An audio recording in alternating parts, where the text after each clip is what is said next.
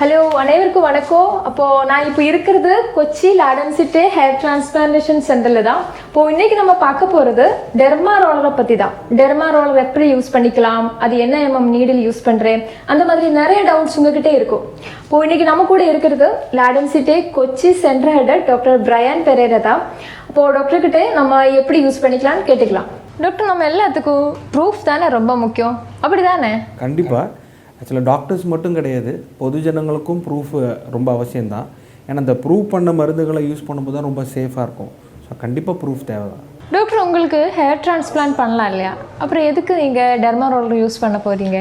ஆக்சுவலாக அது ஒரு நல்ல கேள்வி.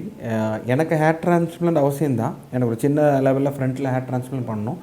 ஆனாலும் டெர்மா ரோலர் குறித்து நிறைய சர்ச்சைகள் இருக்குது, நிறைய கன்ஃபியூஸ் இருக்குது, இன்னும் பேஷண்ட்ஸ் நிறைய புரிஞ்சிக்க வேண்டியது இருக்குது. ஸோ நானே டெர்மாவில் எனக்கு யூஸ் பண்ணி அதோட பெனிஃபிட் என்னென்னு சொல்லலான்னு இருக்கேன். ஸோ நானே ட்ரிம் பண்ணி டெர்மாவில் யூஸ் பண்ணி ஒரு 4 மாதத்துக்கு பிறகு என்ன ரிசல்ட் இருக்குன்னு ஜனங்களுக்கு சொல்ல போகிறேன்.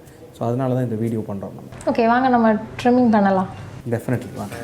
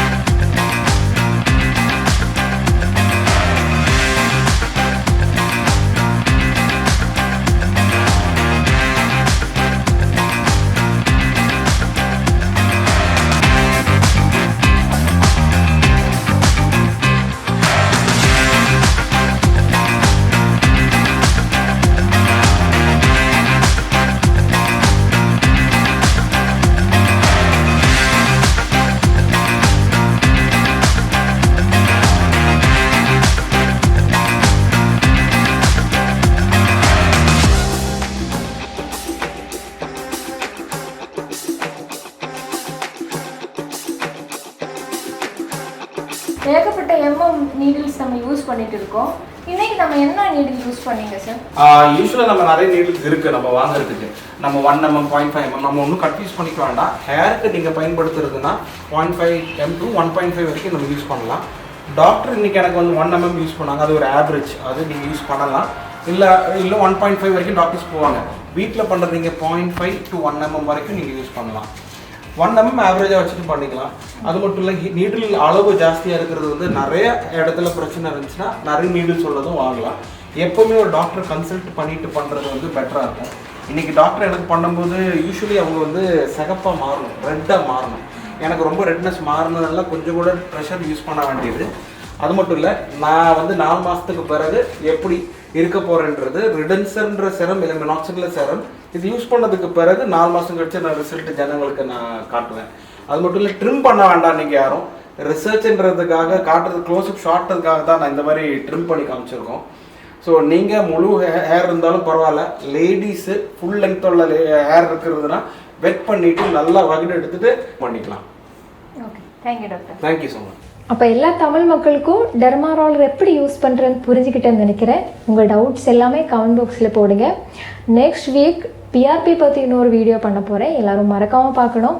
அப்புறம் பார்த்தா 4 monthsக்கு அப்புறம் இதோட ரிசல்ட் வீடியோ அப்லோட் பண்ணுவேன். அது வரைக்கும் ஸ்டே டியூன்.